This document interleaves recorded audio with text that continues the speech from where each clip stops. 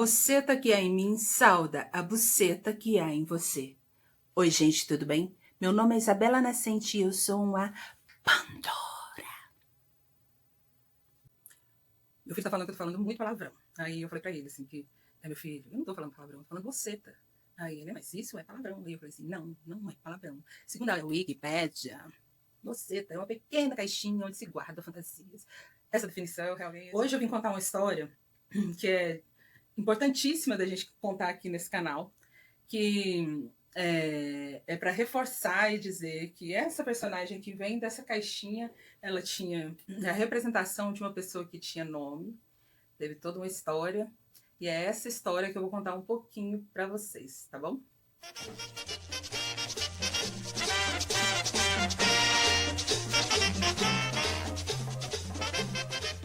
Então, gente, ela nasce em Serra Madre Ocidental, que é uma região montanhosa, num povoado que chamava Ocorone, que hoje é pertencente ao município de Sinaloa, no México, né?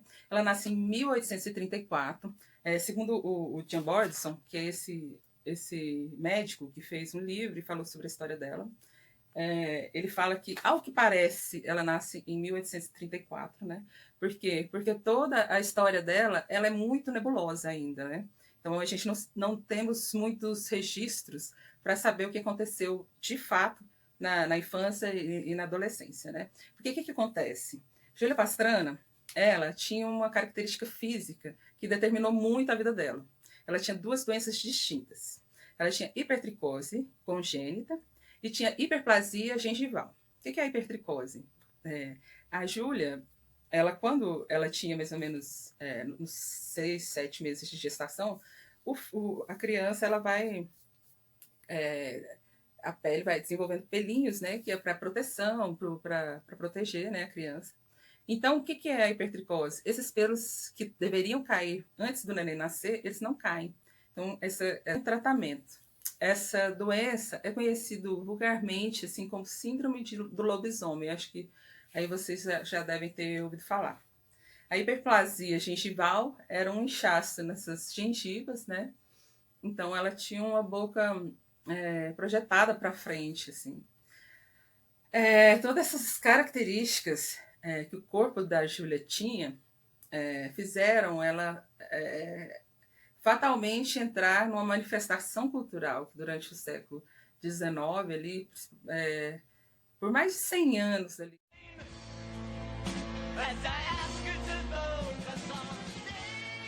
assim, o ser humano começou a virar peça. O que acontece, né? Nas cidades começam a se formar as fábricas. Em volta dessas fábricas, muitas pessoas moravam ali, vinham do campo e começavam a morar ali. E numa casa, por exemplo, tinha 3, 5, 10 famílias, né? Então, assim, eram locais de muita aglomeração. E nas fábricas, as fábricas elas não eram preparadas para pensar no ser humano, né? Ela pensava no que ela tinha que produzir, né? As pessoas pensavam, os donos das fábricas, o trabalhador da fábrica, ele é extremamente machucado, né? É um corpo muito maltratado. Inclusive nessas fábricas, além de homens e pessoas de qualquer idade, né? Tinham idosos, tinham mulheres e crianças, né? Que eram que tinham um número muito grande de crianças e mulheres, por exemplo. Por quê? Mulheres eles pagavam menos, né? Desde essa época. E as crianças, que às vezes recebiam mais que as mulheres, né? Elas faziam tarefas do movimento ali da máquina, né? Tinham peças que somente ela conseguia alcançar.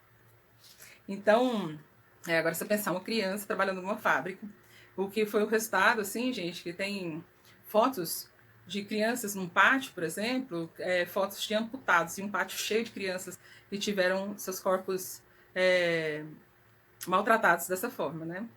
Então, além das pessoas que vinham da guerra, né, esse corpo começou a ser muito maltratado e a medicina começou, né, ter mais voz, ela começa... as pessoas que estavam acostumadas a ir para a igreja, pedir para o padre, né, uma redenção, tal, para as mazelas do seu corpo, eles começam abriu aqui, eles começam a procurar medicina, porque para eles o resultado foi se mostrando mais rápido, né? Então, é um momento que a medicina, né, a grande ascensão, passou-se a ter uma curiosidade sobre esses corpos distantes de uma normatização que estava sendo construída fortemente nesse século, né? É um século das instituições, né, que as pessoas vão sendo colocadas em caixinhas, né? O corpo maltratado começa a ser visto muito nas ruas das cidades industrializadas, né? Até Alan Poe, ele fala muito sobre a noite dessas cidades, né? Que as noites eram muito misteriosas, muito interessantes, assim, porque a rua era o lugar de excelência. As pessoas estavam na rua porque era toda uma situação claustrofóbica que elas viviam, né? E aí, do Sempre Saem, que foi o início de tudo da manifestação do Freak Show, ela começou dali, das pessoas que chegavam com pessoas com esses corpos desviantes, né? Eles armavam barracas em feiras, essa pessoa entrava, se mostrava e saía. Mostrava-se também nessas feiras órgãos de pessoas, né? Então tinha essa curiosidade. Também foi o século dos zoológicos humanos, né? Pessoas de outras etnias eram colocadas para ficar a curiosidade de saber uma falsa cultura, né? Porque era muito o imaginário do branco sobre essas pessoas de outras etnias.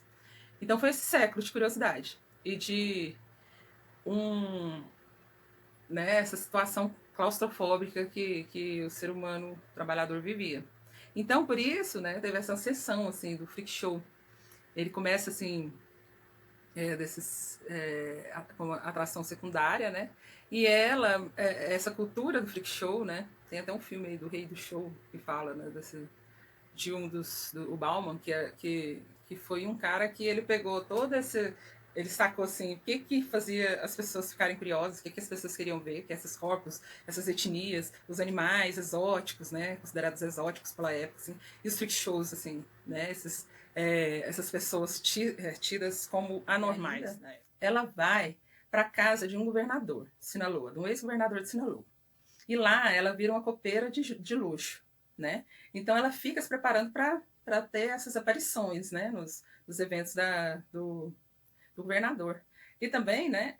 Ela tinha umas características que as pessoas que estavam escritos alguns documentos, né? Que eu li sobre ela, que ela gostava muito de ler, né? Era uma pessoa que começou a falar várias línguas. Ela era poliglota, bebê. Ela também tem relatos que ela construía o seu figurino. Ela era uma cantora mezzo-soprano, aprendeu a cantar, né? Se preparou para cantar. Era bailarina, fez alguns números assim que foram citados em alguns jornais que eu consegui ter acesso. Então ela era uma artista preparada, né? Assim, que estava se formando e estava se preparando, que tinha essas características que chamavam atenção por onde quer que ela passasse, né? Todos os lugares, ela nunca não era vista. Então parece que esse foi o verdadeiro estigma da Júlia Pastrana, de ser vista, né? Com um senhor que comprou ela desse governador. Ela foi para Nova York e esse senhor, ele não sabia falar inglês. E aí o que ele fez? Ele contratou logo Theodore Land para ser o tradutor de toda a comunicação deles lá. Gente, quem que é Theodore Land? Sabe aquele cara escroto, que você pensa que se fosse um personagem aí de algum filme, você fala assim, cara, muito exagerado, assim. Ele é muito escroto, ele era muito escroto, assim. E aí, ele casa com ela, porque casando, ele teria os direitos sobre ela como esposo, né? Ele casou com ela e começou a fazer um circuito de apresentações, né, na América do Norte, apresentou na Europa, né? Eles foram em vários lugares da Europa. E aí, mais ou menos no final de 1859, ela estava na Rússia e ela descobre que está grávida. E ela quer muito desse filho. E aí começa todo um processo muito dramático, assim, que é a parte conflituosa da história da Júlia, né? Foi o grande perrengue, assim. Ela vai, os médicos falam, oh, você está grávida, mas você tem uma estrutura muito pequena para você ter o filho. Então é um parto muito difícil. E ela encarou o parto e quis ter o filho e tal. E aí, mais ou menos ali, meados do 8º mês, ali, né? Ela vai e começa a passar mal. Aí leva ela para um hospital. No hospital, gente, ela fica lá em estado de padecendo, né? Ele vai, começa a vender ingressos para as pessoas verem a mulher macaco, a mulher urso e a mulher mais feia do mundo, como ele dizia, a padecer. E aí o neném nasce, fica 35 horas e morre. E ela morre cinco dias depois, né? E aí a gente pensa que encerra essa história, não se encerra. E começa uma nova história com esse corpo estigmatizado de Júlia Pastrana. Um médico que estava desenvolvendo uma técnica de mumificação, ele achou os corpos interessantes e achou que eram perfeitos para o que ele queria fazer, que ele queria implementar um novo tipo de mumificação, e comprou esses corpos de Theodore Land. Ele fez todo esse processo, né, desenvolveu esse processo, e as múmias assim, ficaram extraordinárias, gente. Tanto que tem fotos da Júlia que é divulgado, aí se a gente dá uma olhada na internet, a gente pensa que ela está viva, é uma foto que ela já está mumificada. Ela tem uma com ela e o filho dela, tal, e tem uma dela. E esses corpos lá nessa universidade começam a chamar muita atenção. Aí o que Theodore Land faz? Tá chamando atenção, estão ganhando dinheiro em cima, então eu que sou, né? Eu que sou o dono dos corpos, porque eles são meus parentes. Então, e aí ele foi e conseguiu esses corpos de volta. E aí o que acontece? Ele começa a fazer uma turnê com a Júlia, né? Em lugares, mostrando o corpo, mostrando Júlia e tal. Ele descobre assim que se ele fizesse apresentações em que o corpo estivesse parado e as pessoas passando, olhando, ele ia ganhar muito dinheiro e vendendo ingressos baratos, né? Então, assim, ele começou a fazer essas itinerâncias, né? Então, e aí, o que aconteceu? Ele ficou um tempo com esse corpo, fazendo, com os corpos, né? Fazendo essas performances, né? Vou chamar de performance, até ele conhecer uma outra mulher barbada, né? Essa tinha barbas mesmo. Essa mulher barbada chamava Zenora, e ela foi conhecida, foi apresentada por Theodore Land como Zenora Pastrana. Ele simplesmente copiava muito, assim, todo o enredo da Pastrana ele aplicava nela. Ele apresentava o corpo como se fosse uma irmã da Pastrana. Ele criava história como se ela própria fosse a Pastrana também. Então ele foi desenvolvendo performances com esse corpo. Ele ficou velho, né? Teve sífilis e parece que... Pode falar palavrão? E aí quem ficou com esses corpos foi a falsa Pastrana, né? A Zenora. Ela arrendou, né, alugava as múmias, assim, e até o momento que ela vendeu essas múmias, né, para um parque aí de diversões, que é um parque muito grande, gente, então ela contribuiu para a criação desse parque, que é um parque que tem aquário. E aí, gente, eu sei que esse corpo foi entre medicina e voltando para os espetáculos e tal. Teve um momento que ele ficou, que os corpos ficaram encostados num lugar, num galpão assim, perdido já. E aí que os vândalos entraram, pegaram esses corpos e jogaram esses corpos em qualquer lugar, assim. E o corpo do menino foi totalmente retalhado por ratazana, gente. E a Júlia, ela estragou o braço da Júlia, né? E depois conseguiu fazer a restauração da múmia da Júlia e do filho se perdeu nesse momento da história dela. Aí, Júlia, de repente, assim, né? A história dela cai, né, naquele... dá uma sumida, ninguém sabe da história dela mais. As irmãs começam a montar um espetáculo, duas mexicanas de Sinaloa. A Laura Barbata é uma delas, que é uma figurinista. Ela estava, inclusive, fazendo figurino para esse espetáculo da irmã dela, que falava sobre a história da Júlia Pastrana. Elas começaram a perceber que quase ninguém no México não sabia da história de Júlia, né? E aí elas fizeram esse espetáculo, começaram a apresentar fora do México, apresentaram nos Estados Unidos, né? E aí as pessoas começaram a questionar, né, o público, e onde está o corpo, né? Começou a perguntar, tal, achou o trabalho interessantíssimo, mas queria saber também pós, né? E aí, quem encontra o corpo de Júlia é justamente Laura, essa artista visual, que é uma artista visual incrível, faz figurinos, ela trabalha com coisas belíssimas e performances, principalmente inspiradas, principalmente não, alguma parte da vida dela, ela faz essas performances. Então, Laura, ela encontra Júlia Pastrana, encontra o corpo da Júlia Pastrana. Aí ela começa um processo, gente, de repatriação. O que ela falava? Ela falava assim: todo ser humano tem que ter o direito de retornar à sua terra natal. Né?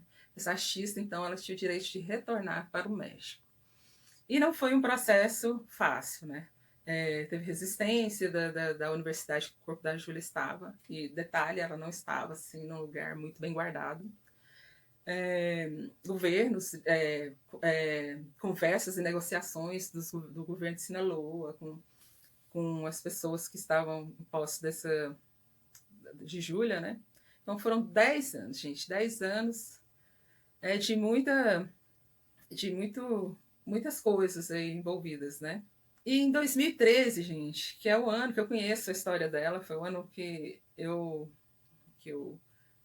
estava numa pesquisa visual também, de um espetáculo de um grupo que eu faço parte, que eu me deparei com a história da Júlia. Foi em 2013, justamente o ano que ela voltou para o México. Foi essa volta da Júlia, né? Júlia, ela pertence a povos que têm uma cultura muito linda, né? Que é o olhar, como pensar a morte, né? Como pensar os seus antepassados, como pensar, como cuidar dos seus mortitos, né? Então, eles têm aqueles altares que nessa dimensão dessa cultura mexicana, né, da valorização dos antepassados, e ter um outro olhar um pouco diferente que nós brasileiros temos sobre a morte, né? Eles receberam Júlia Pastrana com todas as honrarias, o corpo da Júlia. Foi em Sinaloa, né, no cemitério municipal de Sinaloa. E Laura, que foi essa pessoa que encontrou esse corpo, né, e conseguiu, né, toda a movimentação com outras pessoas também, né. Esse Ricardo Mimiaga, que foi o professor que eu citei lá na frente, também está envolvido. Então, todas uma gama de pessoas, né, que começaram a envolver nessa história. Mas Laura, ela fez uma campanha na internet de Mãe de uma Rosa Branca para a Júlia. E aí o que acontece? Júlia chega em Sinaloa, né? Cento e tantos anos depois, né? Deixa eu fazer 53 anos que esse corpo ficou por aí. Nessa história que é totalmente cenográfica, né? É uma história assim que você vai ouvindo, você já vai imaginando, quem trabalha com teatro igual eu, assim, eu já fui imaginando as cenas, tal, isso aqui. É uma história muito pronta, né? Para esse, né? Tem todos esses elementos que envolvem muito a gente, a curiosidade de saber a história dela. Mas ela ultrapassa, gente. Júlia, ela ultrapassa, né, esse âmbito da curiosidade, né? Porque a história dela simplesmente foi contada em vários países, né? Vários países tiveram grupos que montaram espetáculos falando de Júlia Pastrana, no México, tem na Holanda, na França, né? Tem a Laura, que fez performances maravilhosas, vídeos falando desse encontro dela e falando da história de Júlia, falando do retorno de Júlia. Mas é uma história que ela tem que ser contada, né?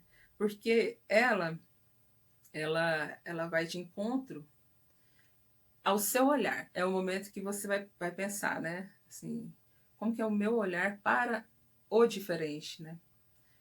Como que eu aceito as diferenças, né? Como somos cruéis, né? Como somos cruéis. Como essa sociedade patriarcal ela é cruel, né?